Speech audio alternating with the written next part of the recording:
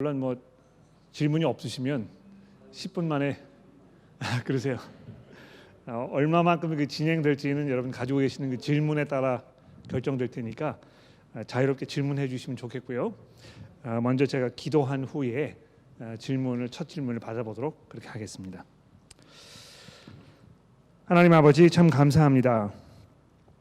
저희들이 좀 더 성경을 정확하고 분명하게 이해하며 또 그 말씀에 근거하여 저희들의 생각과 또 삶의 방향과 우리 성격과 이런 모든 것들을 다스리기를 원합니다.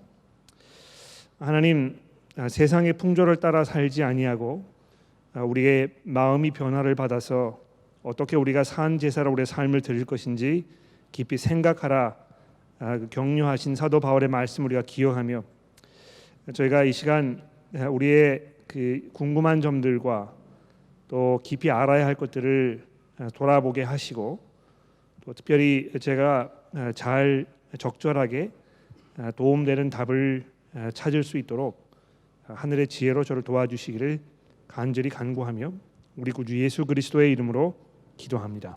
아멘. 그 질문을 하시면 제가 이 반복을 하는 것보다 손을 들어주시면 제가 이 마이크를 전해드리고 그래서 질문을 다 들으신 후에 제가 답을 그렇게 하도록 하겠습니다. 자, 첫 번째 질문 있으시면 네, 우리 오찬희 선생님.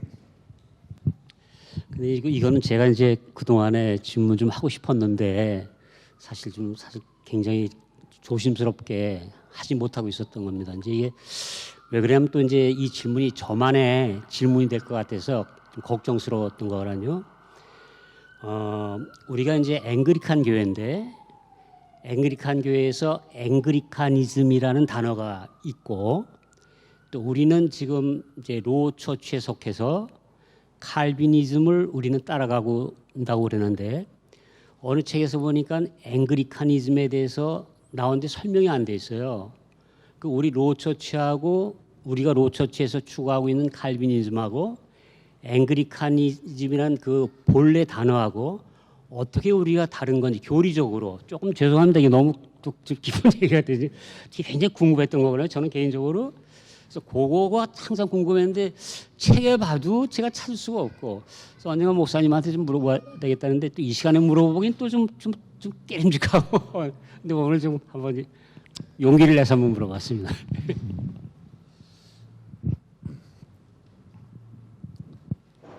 지금 이제 막 참석하신 분들도 계시니까 제가 간단하게 그 질문을 다시 정리를 해드리고 그 다음에 답을 드려보도록 하겠습니다. 앵글리칸이라는 그 교단 안에는 흔히 우리가 이제 이야기하는 그 고교회 또 저교회라는 그런 그 구분이 지어져 있는데 우리 교회에는 그 둘 중에서 이제 저교회 측에 속한 것 같다. 근데 그 앵글리카니즘이라고 하는 그런 그 개념하고 거기 안에 있는 이 저교회라는 그 개념하고 어떻게 그 비교할 수 있는가? 같은 점이 무엇이고 다른 점은 무엇인가? 이런 것을 지금 질문을 하셨습니다.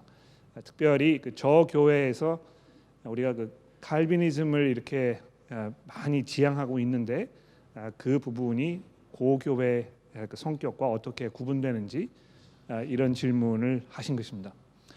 제가 잘 이해했습니까? 네, 고맙습니다. 그 앵글리카니즘, 그러니까 이제 성공회주의, 뭐 이제 이렇게 우리가 한국말로 번역을 할 수가 있을 것 같은데요.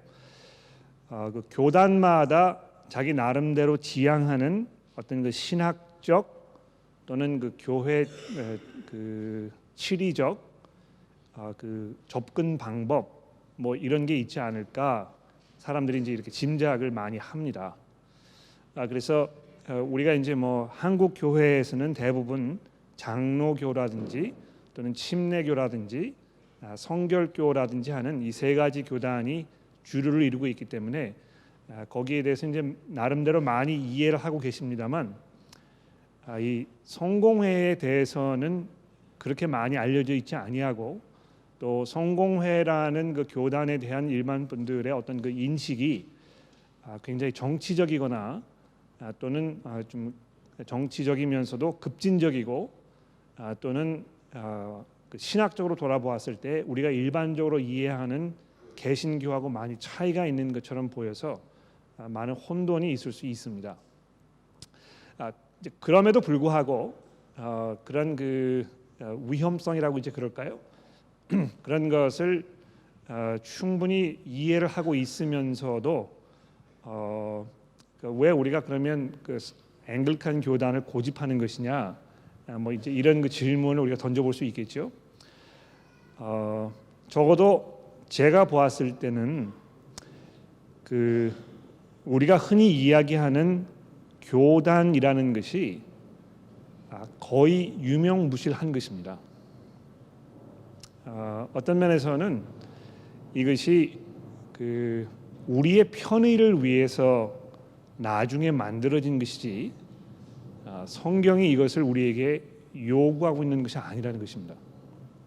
그러니까 성경 안에는 장로교단이라는 그 교단이라는 개념 자체가 존재하지 아니하고 또 우리가 이야기하는 장로교, 침례교, 성결교, 뭐 이 성공회 이런 그 개념 자체가 거기에 존재하지 않습니다.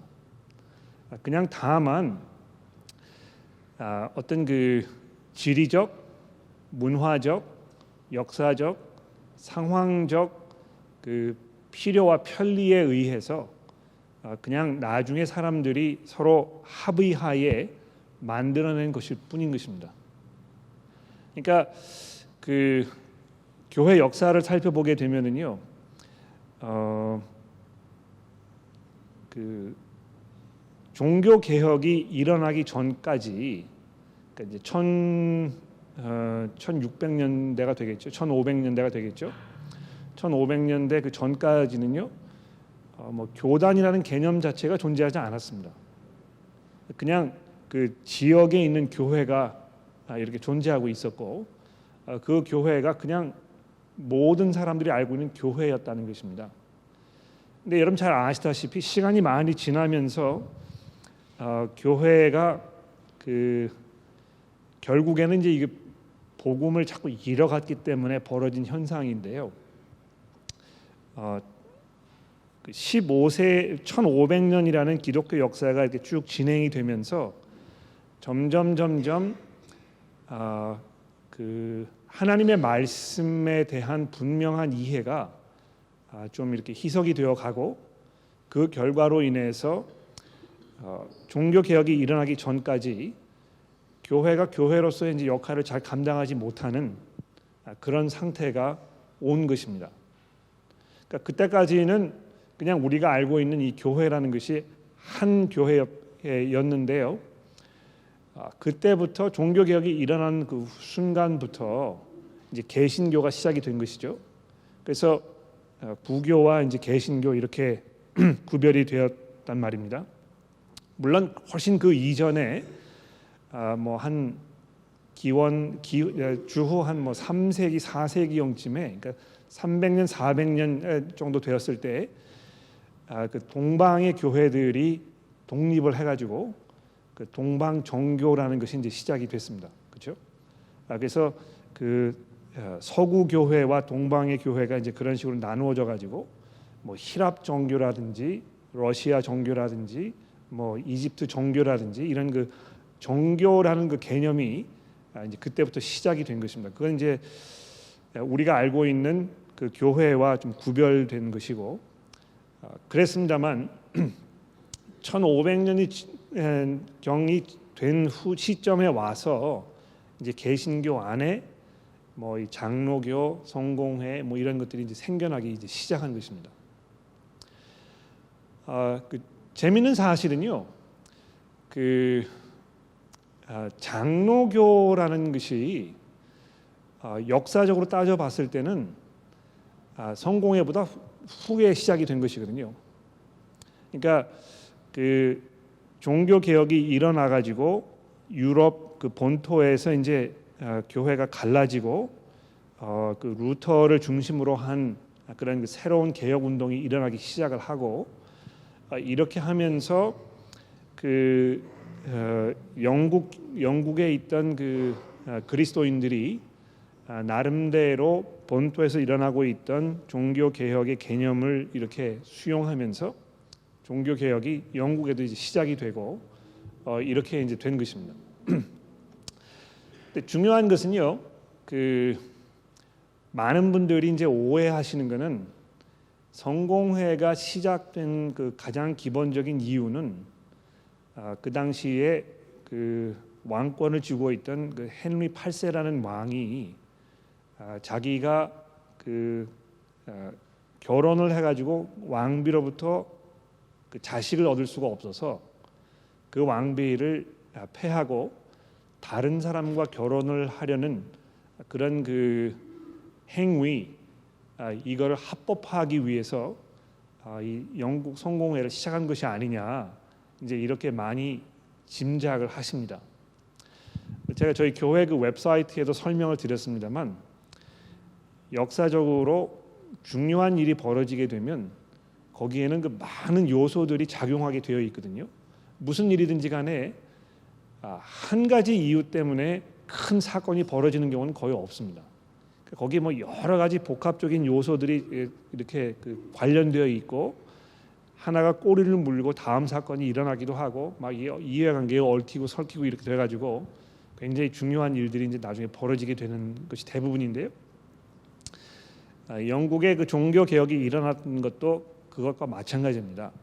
물론 정치적으로 그 헨리 8세의 그런 그 결혼의 문제가 이슈가 되었었습니다만 그것과 별개의 문제로 영국의 영국의 그 본토 안에 있던 존재하던 그 교회들 안에 이미 마틴 루터라든지 그 영국 본토에서 진행되어 온 이 그 종교 개혁에 관련된 그런 그 많은 글과 생각과 또 설교와 이런 것들을 평신도들이 수입을 해서 그것을 많이 공유하고 거기에서 나름대로 토의가 진행이 되고 이랬던 것입니다. 그래서 그 정치적으로는 뭐 이 헨리 8세의 그런 상황이 존재하고 있었지만 아래 그 교회 안에 어떤 그 밑바탕이 되는 그런 시점에서는 이미 교회가 무엇인가 잘못되어 있는 것 같다 하는 생각이 굉장히 팽배해 있었고 그런 상황에서 그 헨리 8세의 그런 그 자기 개인의 개인적인 상황과 어떤 그 정치적인 그 상황이 이 기폭제가 이제 된 것이죠.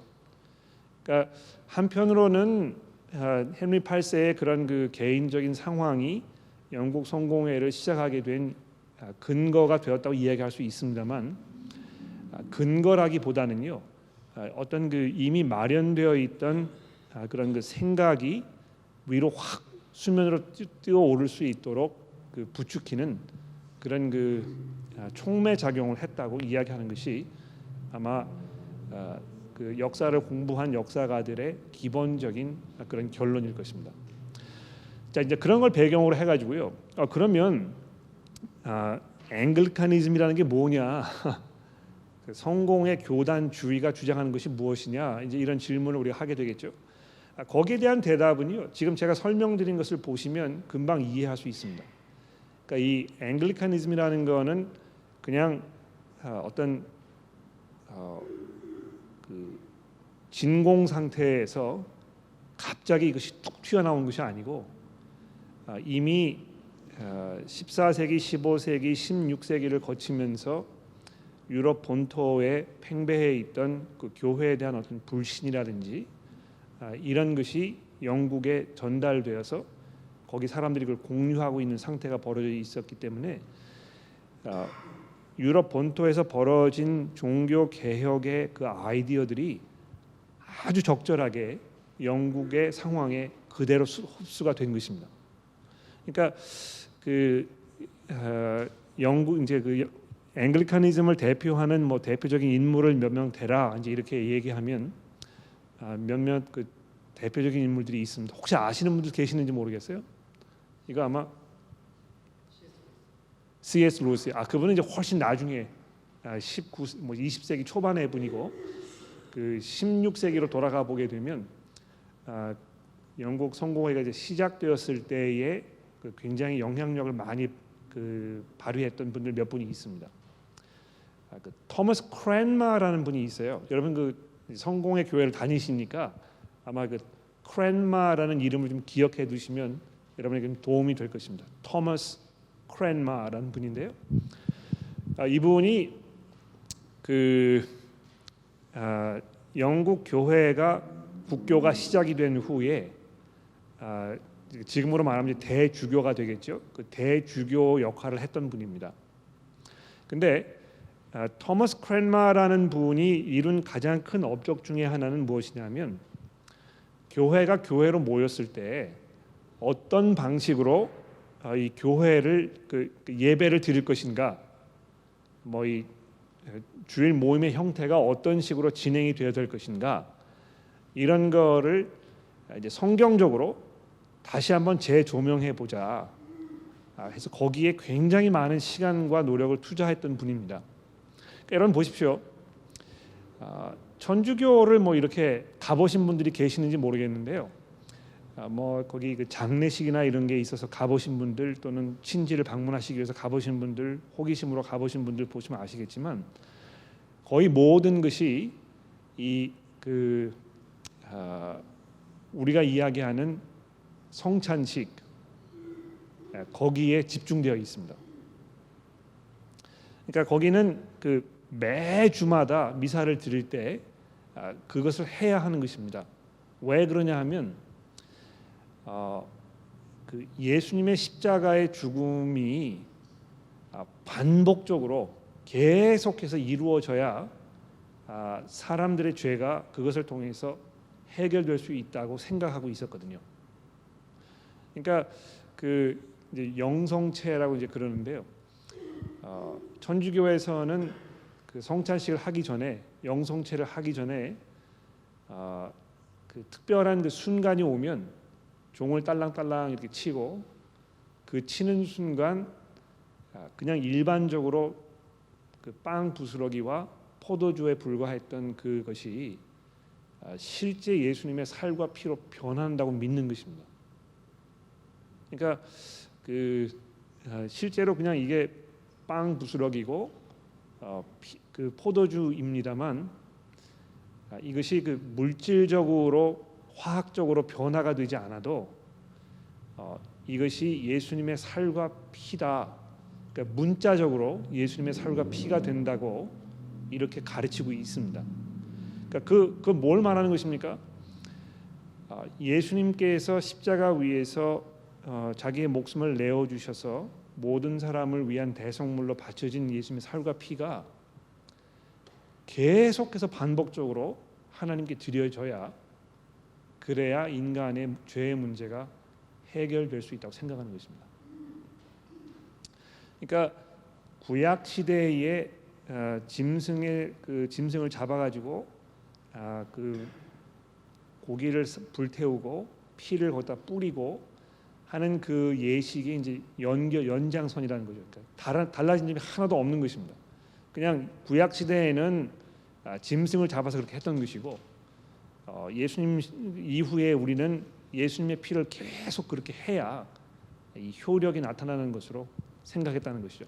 그러니까 여러분 그거를 보시면 얼마나 복음이 거기서 이제 희석된 것인지 그 주일날 모여가지고 그 예배를 드리는 그 방식 자체가 복음을 희석시키는 그 시각적인 효과를 계속 발휘하고 있었던 것입니다. 그래서 이 토머스 크랜마라는 분이요, 안 되겠다 이렇게 해서는 성경이 이야기하는 이 교회의 본연의 모습을 우리가 회복할 수가 없다. 그래서 다시 성경으로 돌아가서 그리스도인들이 모였을 때 거기가 어떤 그 주된 역할을 해야 할 그 방식을 회복해야 되겠다. 이렇게 해서 그 새로운 그 예전 이거를 이제 도입을 한 것인데요. 그 성공회, 그러니까 뭐 앵글리카니즘이라 이제 이렇게 이야기를 하면 거기에서 가장 두드러지게 우리가 이렇게 나타낼 수 있는 것이 그 Book of Common Prayer라고 해가지고요. 어떤 그 예전 예식서인 것입니다. 이거 이제 그 한국말로는 공도문이라고 하는데요. 공이란 말이 공적이란 그 표현이고 도라는 건 이제 그 기도할 때 하는 그 도를 말하는 것입니다. 그래서 common prayer라고 했을 때 모든 사람들이 공통적으로 하나님께 드리는 어떤 뭐 기도 또는 그 예전 이런 거를 새로 이제 정리를 한 그 책이 있습니다. 그러니까 그거를 이 앵글리카니즘의 뭐 가장 대표적인 그 업적 주가 중에 하나라고 생각을 많이 하거든요. 근데 그 공도문을 보시게 되면 저도 이제 뭐 그 가끔 공도문 이렇게 살펴보고 읽곤 하는데 깜짝깜짝 놀랍니다. 왜냐하면 여러분 그 당시에는요 일반 성도들이 성경을 손에 가지고 있지 않았거든요. 그렇죠? 그래서 성도들이 성경 말씀을 들을 수 있는 방법이 뭐가 있었겠습니까? 교회에 와서 목사가 성경을 읽어 주어야만 일반 성도들이 성경을 접할 수가 있었다는 것입니다.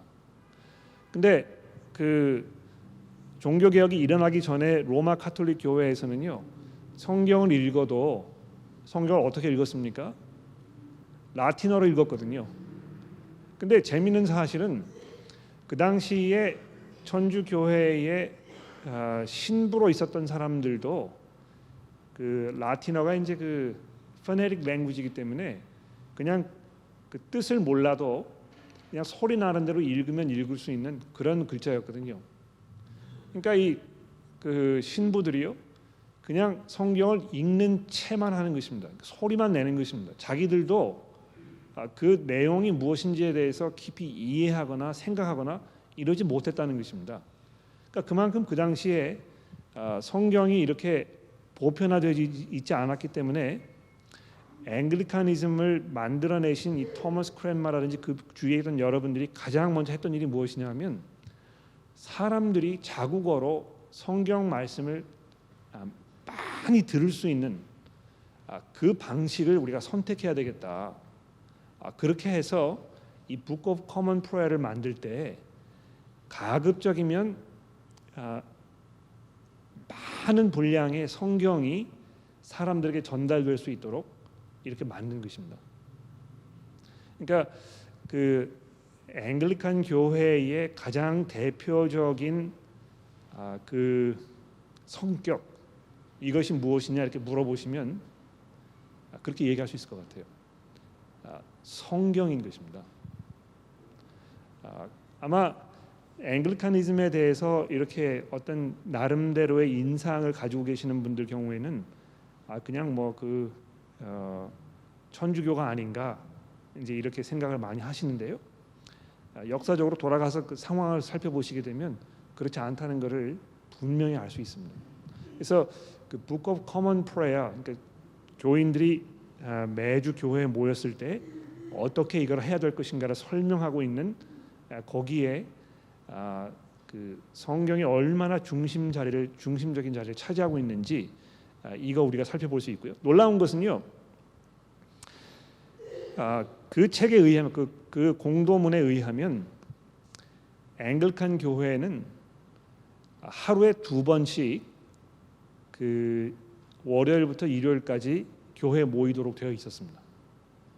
그러니까 이제 물론 그게 과거에 가능했던 것은 그 마을에 이제 교회가 있었고 사람들이 다 마을 그 교회 주변에 몰려 살고 있었기 때문에 아침에 일터로 일하기 나가기 전에 또 저녁에 일터에서 집으로 가기 전에 교회에 다 모일 수 있었던 것입니다. 그러니까 하루에 2번씩 모였어요. 앵글리칸 교회는. 근데 모여서 뭘 했겠습니까? 목사가 성경을 읽어주는 것입니다. 그러니까 그것이 앵글리칸 교회의 가장 기본적인 그 모습인 것입니다. 그러니까 그 공도문에 있는 뭐 기도문도 그렇고요. 거기에 어떤 그 진행 방식 이런 걸 살펴보게 되면 그냥 그 성경의 내용을 거기다 가급적이면 많이 담아가지고 그냥 목사가 자기 생각나는 대로 기도하는 것이 아니고요. 기도하는 그 모든 내용이 성경에 있는 내용을 거기다 그냥 그대로 담아가지고 성경이 이제 기도하는 방식으로 기도하게 하고 이렇게 했던 것을 우리가 확인해 볼 수 있습니다. 그래서 우리 오찬희 교우님 이제 그 앵글리카니즘이 무엇이냐 이제 이렇게 말씀하셨는데요. 뭐 하이 처치든지 로우 처치든지 간에 이 앵글리칸 교회의 본연의 모습을 간수하려는 그런 그 의지를 가지고 있는 곳이면 분명히 이 교회는 성경을 굉장히 중요하게 생각하는구나 하는 것을 놓칠 수 없도록 이렇게 만들어 놓은 것입니다. 근데 뭐 이제 세월이 많이 지나가 가지고요. 종교 개혁이 이제 일어난 지 뭐 올해는 이제 500년이 되는데요. 500년 가량의 세월이 지난 후에 영국 본토에 있는 앵글리칸 교회를 가 보시면 그냥 그 껍데기만 이렇게 남아 있고 성경으로부터 많이 돌아선 것을 우리가 볼 수 있습니다. 그러니까 그 일주일에 14번 교회에 모여서 성경 전체를 뭐 신약은 그 1년에 3번 이렇게 처음부터까지 읽게 돼 있고 구약 성경을 3년에 한 번 읽게 돼 있고 시편은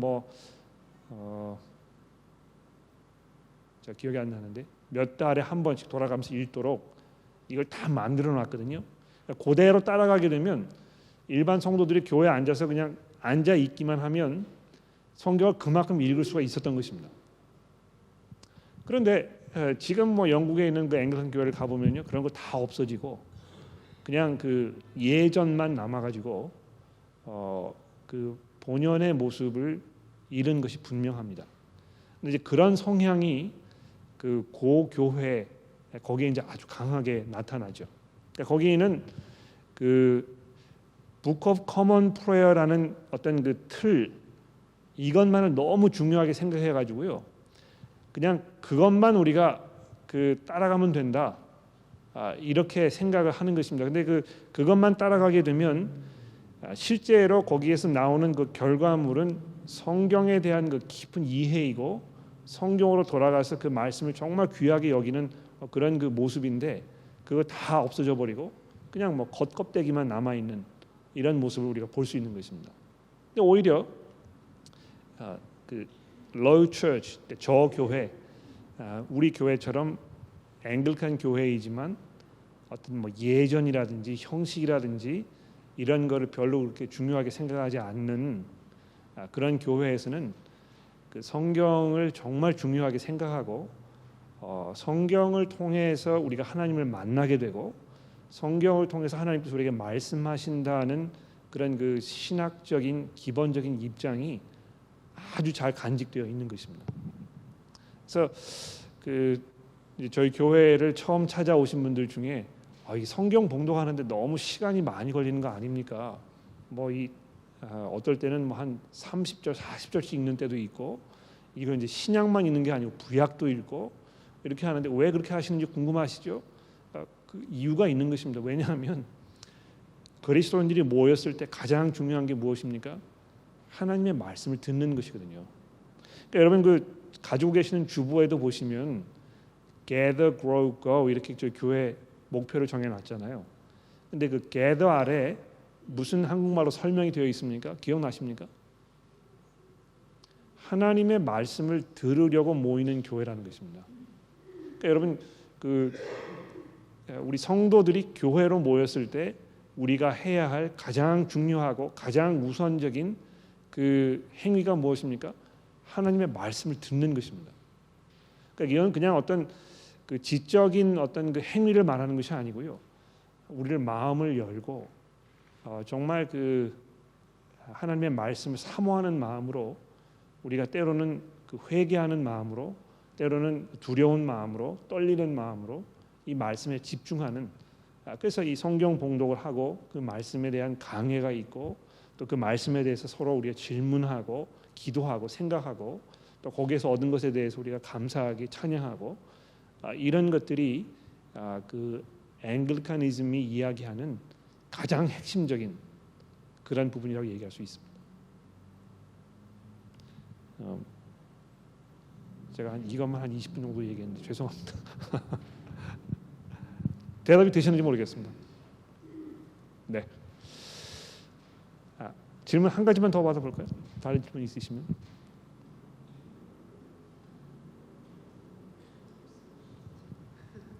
예, 우리 송천미 교원님. 아니 원래는 질문이 없었는데 그 말씀하시는 것 중에 이제 생각이 나서 그러거든요. 아까 이제 그 성찬식에 대해서 말씀하셨는데 가톨릭에서 그렇게 뭐 성찬식 이 자체를 갖다가 그때 죄의 뭐 다시 뭐 사하고 이제 이런 식으로 하면 분명히 이제 그거는 어떤 복음과 좀 동떨어진 그 모습인데 이제 보통 일반 개신교에서도 매주 그 성찬식을 하는 교회가 있고 그러니까 주일날 모일 때마다 하고 혹은 이제 한 달에 한 번씩 하거든요. 그렇게 이제 하는 이유가 어떤 뭐 죄를 다시 사해주고 이제 이것보다는 그 예수님이 이제 이걸 기념하라 뭐 그렇게 말씀 이제 하셔가지고 이제 그렇게 하는 거잖아요. 우리가 다시 또 이제 그걸 기억하고 이제 그러면 이제 지금 이제 우리 교회에서는 이제 그러한 부분에 대해서 이제 어떻게 생각하시는지. 예.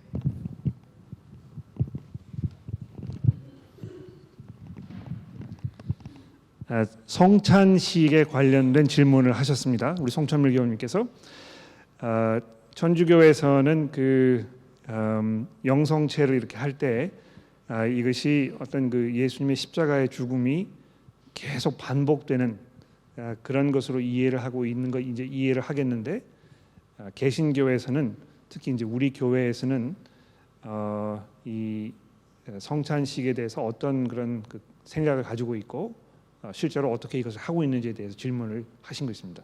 제가 잘 이해했습니까? 네.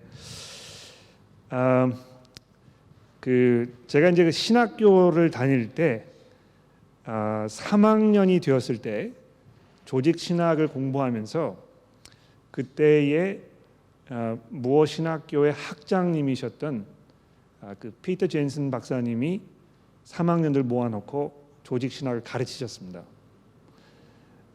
나중에 이제 그 피터 젠슨 이분이 시드니 앵글리칸 교회 시드니 교구의 이제 대주교가 되셨었는데요. 그거 하시기 전에 무어 신학교의 이제 학장이셨거든요. 학장으로 계시면서 제가 그분의 강의를 들었을 때 아마 그 성찬식 또는 그 성례에 관해서 강의하셨던 내용이 지금도 가장 많이 기억에 남습니다. 근데 그분이 가르치셨던 내용 중에 가장 기억에 남는 이유 중에 하나는 그분이 그 성찬식이라는 것을 어떤 표현으로 설명을 하셨느냐 하면 눈으로 보는 말씀이라는 것입니다. 눈에 보이는 말씀. 여러분 그 말씀이라는 거는요 기본적으로 귀로 듣는 것이죠. 그렇지 않습니까? 그러니까 이거를 물론 우리가 이제 눈으로 보고 이걸 읽는 것입니다만 눈으로 보는 것도 결국은 듣는 행위입니다. 그렇지 않습니까? 그러니까 이건 뭐 눈으로 보지만 마음으로 듣는다 이제 우리가 이렇게 이야기하는 것인데 뭐 설교를 하는 것도 그렇고 성경을 읽는 것도 그렇고 기본적으로 이것은 그 듣는 것입니다. 그렇지 않습니까? 그런데 이 성례라는 것은요 그 복음의 그 말씀을 일반적으로는 우리가 귀로 듣습니다만 이거를 눈으로 보는 것입니다. 그래서 성찬식이 진행되는 동안에 우리가 이 복음을 다시 한번 재확인하고 복음을 다시 듣고 그 복음이 우리에게 가져다 주는 그 하나님의 죄의 용서와 새 생명의 은혜를 우리가 재확인하게 되는 것입니다. 그러니까 보십시오. 성찬식을 하기 전에 우리가 우리의 죄를 하나님께 말씀드리고 또 그렇게 했을 때에 예수 그리스도께서 죽으신 그 죽음 때문에 여러분들의 죄가 사해졌다는 것을 여러분 기억하시라고 이렇게 목사가 얘기하고 그리고 그 빵과 떡을 서로 나누고 나누는 동안에 그 왜 그리스도께서 죽으셨는지 이걸 설명하고 또 그것을 우리가 다 같이 함께 먹으면서 이것이 우리가 그리스도 안에서 한 몸이 되었다는 것을 시각적으로 확인하고 또 그 보여주는 그런 자리 아닙니까? 그래서 이것이 어떤 그 일반적으로 평소에 교회에서 하는 행위와는 전혀 다른 어떤 새로운 류의 행위를 지금 하는 것이 아니고요. 매주마다 교회에서 반복적으로 선포되었던 그 복음의 말씀, 복음의 진리 이것을 간혹 교우 여러분들에게 시각적으로 전해주는 것입니다. 그것이 이제 그 성경이 이야기하는 성찬식의 기본적인 그 모습인 것이죠. 근데 그것은요 성찬식에만 해당되는 것이 아니고 세례식도 마찬가지입니다. 그 세례식이라는 것은요 하나님께서 죄인들을 향해서 그 약속하시는 바 그것의 그 언약 이것에 대한 그 시각적인 표현을 지금 보여주는 것입니다. 그러니까 이 머리에 이제 물을 이렇게 하는데 그것을 통해서 우리의 죄가 씻어진다는 하나님께서 우리의 죄를 씻어주신다는 시각적인 표현이 되는 것이고 또 하나님의 그런 그 언약에 대한 우리의 그 믿음 하나님을 향한 우리의 믿음 이것을 하나님께 고백하는 그런 그 자리가 되는 것이죠. 그래서 성찬식이든지 세례식이든지요 영어로 얘기하면 visible word, visible이라는 말은 이제 그 보인다는 말이죠, 그렇죠? word라는 말은 이제 말씀이라는 것인데 눈에 보이는 말씀, 눈으로 보는 말씀, 귀로 듣는 말씀을 귀로 듣습니다만 간혹 우리가 눈을 통해서 확인하면서 이 귀로 듣지만 말고 눈으로 보는 그 자리가 되는 것입니다. 그러니까 중요한 거는요 성찬식에 참여하는가 참여하지 않는가 또는 내가 세례를 받을 것인가 받지 않을 것인가 그것이 중요한 것이 아니고 그것을 통해서 하나님께서 우리에게 주시고 있는 그 약속의 말씀이 내 믿음의 고백인가 이것을 확인하는 것이 훨씬 더 중요한 것입니다. 그러니까 성찬식을 아무리 참여해가지고요 거기 뭐 포도주와 떡을 받아 먹어도 아무런 소용이 없어요. 그러니까 이 천주교에서는요 그것이 실제로 예수님의 살과 피이기 때문에 그걸 우리가 섭취했을 때 그게 영적 그 영양분이 된다는 것입니다. 그것을 섭취함으로 인해서 우리 죄가 사해지고 우리가 깨끗해지고 뭐 이 그 예수와 하나가 되고 이렇게 된다는 것이죠. 근데 그거 세례도 마찬가지입니다. 그러니까 이 세례를 받지 않으면 하나님 나라에 들어갈 수 없다고 생각해요. 그래서 뭐 이 어린 아이가 나중에 신앙을 고백하는 사람인지 고백하지 않는 사람이든지 그냥 무조건 다 세례를 주는 것입니다. 그러니까 이 천주교회에서 태어난 사람은요 그냥 다 천주교인이에요. 천주교를 뭐 믿든지 말든지가 상관하지 않고 그 왜 그렇습니까? 그 믿음 그 신앙 고백 자체가 중요한 것이 아니고 어떤 그 예식적인 그 참여 이런 것이 중요하고 그걸 통해서 우리가 거듭날 수 있다고 믿기 때문에 신앙 고백의 공동체가 아닌 것입니다.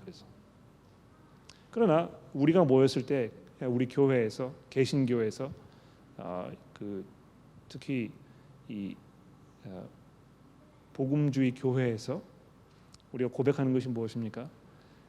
예수 그리스도께서 우리를 위해 죽으셨고 부활하셨으며 그분을 통해서 우리가 영생을 얻는다는 이 믿음의 고백, 이 고백이 우리로 하여금 거듭나게 하는 것입니다.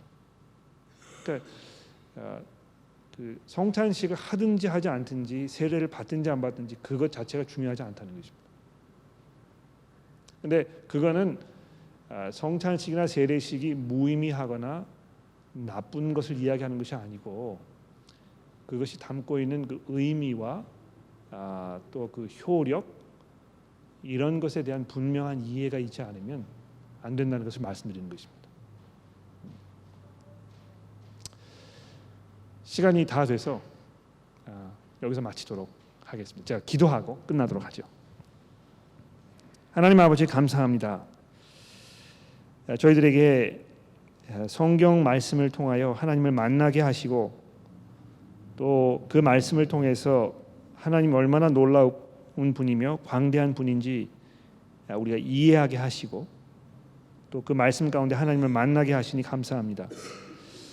하나님, 저희가 간절히 기도하는 것은 교회로 모였을 때에 정말 저희가 주의 말씀 듣기를 사모하게 하시고 또 주의 말씀이 선포될 때마다 하나님의 성령의 능력으로 우리의 마음이 요동치며 또 그 말씀으로 새 힘을 얻으며 우리가 변화되어야 할 부분들을 변화받게 하여 주시기를 하나님 간절히 기도합니다.